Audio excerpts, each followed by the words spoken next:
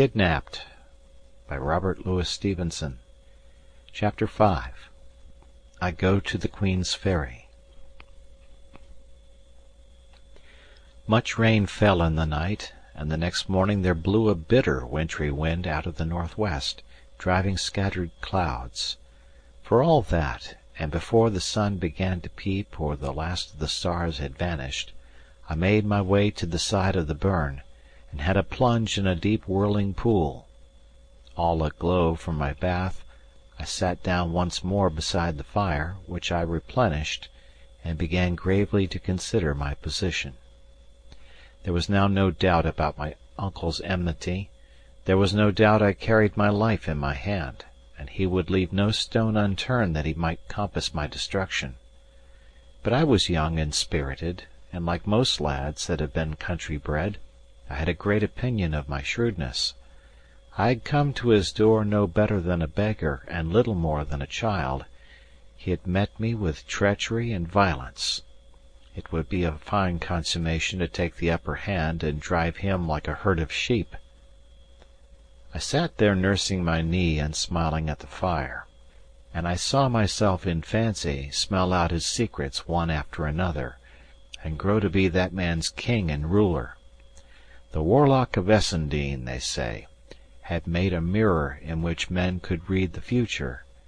It must have been of other stuff than burning coal, for in all the shapes and pictures that I sat and gazed at, there was never a ship, never a seaman with a hairy cap, never a big bludgeon for my silly head, or the least sign of all those tribulations that were ripe to fall on me. Presently, all swollen with conceit, I went upstairs and gave my prisoner his liberty. He gave me good morning civilly, and I gave the same to him, smiling down upon him from the heights of my sufficiency. Soon we were set to breakfast as it might have been the day before. "Well, sir," said I, with a jeering tone, "have you nothing more to say to me?" And then, as he made no articulate reply, "It will be time, I think, to understand each other," I continued. "You took me for a country Johnny Raw, with no more mother wit or courage than a porridge stick. I took you for a good man, or no worse than others at the least. It seems we were both wrong. What cause have you to fear me, to cheat me, and to attempt my life?" He murmured something about a jest, and that he liked a bit of fun, and then, seeing me smile, changed his tone, and assured me he would make all clear as soon as we had breakfasted. I saw by his face that he had no lie ready for me, though he was hard at work preparing one, and I think I was about to tell him so, when we were interrupted by knocking at the door. Bidding my uncle sit where he was, I went to open it, and found on the doorstep a half-grown boy in sea-clothes. He had no sooner seen me than he began to dance some steps of the sea hornpipe, which I had never before heard of, far less seen, snapping his fingers in the air and footing it right cleverly. For all that, he was blue with the cold, and there was something in his face, a look between tears and laughter, that was highly pathetic and consisted ill with this gaiety of manner. "What cheer, mate?" says he, with a cracked voice. I asked him soberly to name his pleasure. "Oh, pleasure," says he, and then began to sing, "For it's my delight of a shiny night in the season of the year." "Well," says I, "if you have no business at all, I will even be so unmannerly as to shut you out." "Stay, brother," he cried. "Have you no fun about you? Or do you want to get me thrashed? I've brought a letter from old Hesiosi to Mr. Bellflower." He showed me a letter as he spoke. "And I say, mate," he added, "I'm mortal hungry." "Well," said I, "come into the house, and you shall have a bite if I go empty for it." With that I brought him in, and set him down to my own place, where he fell to greedily on the remains of breakfast, winking to me between whiles, and making many faces, which I think the poor soul considered manly. Meanwhile my uncle had read the letter and sat thinking. Then, suddenly, he got to his feet with a great air of liveliness, and pulled me apart into the farthest corner of the room. "Read that," said he, and put the letter in my hand. Here it is, lying before me as I write. The Hawes Inn at the Queen's Ferry. Sir, I lie here with my hawser up and down, and send my cabin boy to inform. If you have any further commands for overseas, today will be the last occasion, as the wind will serve us well out of the Firth. I will not seek to deny that I have had crosses with your doer, Mr. Rankeillor, of which, if not speedily redd up, you may look to see some losses follow. I have drawn a bill upon you, as per margin, and am, sir, your most obedient humble servant, Elias Hoseason, Agent. "You see, Davy," resumed my uncle, as soon as he saw that I had done, "I have a venture with this man Hoseason, the captain of a trading brig, the Covenant, of Dysart. Now, if you and me was to walk over with yon lad, I could see the captain of the Hawes, and maybe on board the Covenant if there were papers to be signed, and so far from a loss of time, we can jog on to the lawyer, Mr. Rankeillor's. After that's come and gone, ye would be swire to believe me upon my naked word. But you'll believe Rankeillor. He's factor to half the gentry in these parts, an old man, forby, highly respected, and he kenned your father." I stood a while and thought. I was going to some place of shipping which was doubtless populous, and where my uncle durst attempt no violence; and indeed even the society of the cabin boy so far protected me. Once there, I believed I could force on the visit to the lawyer, even if my uncle were now insincere in proposing it; and perhaps in the bottom of my heart I wished a nearer view of the sea and ships. You are to remember I had lived all my life in the inland hills, and just 2 days before had my first sight of the Firth lying like a blue floor, and the sailed ships moving on the face of it, no bigger than toys. One thing with another, I made up my mind. "Very well," says I, "let us go to the ferry." My uncle got into his hat and coat, and buckled an old rusty cutlass on, and then we trod the fire out, locked the door, and set forth upon our walk. The wind, being in that cold quarter, the northwest, blew nearly in our faces as we went. It was the month of June; the grass was all white with daisies, and the trees with blossoms; but to judge by our blue nails and aching wrists, the time might have been winter and the whiteness of December frost. Uncle Ebenezer trudged in the ditch, jogging from side to side like an old ploughman coming home from work. He never said a word the whole way, and I was thrown for talk on the cabin boy. He told me his name was Ransom, and that he had followed the sea since he was 9, but could not say how old he was, as he had lost his reckoning. He showed me tattoo marks, bearing his breast in the teeth of the wind, and in spite of my remonstrances, for I thought it was enough to kill him.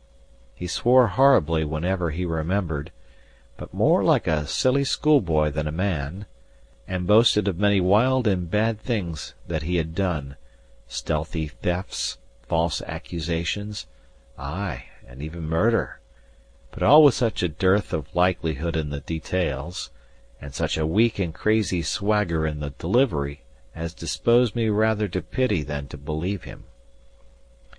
I asked him of the brig, which he declared was the finest ship that sailed, and of Captain Hoseason, in whose praises he was equally loud. Heasiozy, for so he still named the skipper, was a man, by his account, that minded for nothing either in heaven or earth; one that, as people said, would crack on all sail into the day of judgment; rough, fierce, unscrupulous, and brutal; and all this my poor cabin boy had taught himself to admire as something seamanlike and manly. He would only admit one flaw in his idol. "He ain't no seaman," he admitted. That's Mr. Shuan that navigates the bridge. He's the finest seaman in the trade, only for drink. And I tell you I believe it. Why, look here!" And turning down his stocking, he showed me a great, raw, red wound that made my blood run cold. "He done that. Mr. Shuan did that," he said with an air of pride. "What!"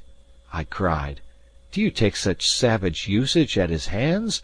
Why, you're no slave to be so handled." "No," said the poor moon calf, changing his tune at once.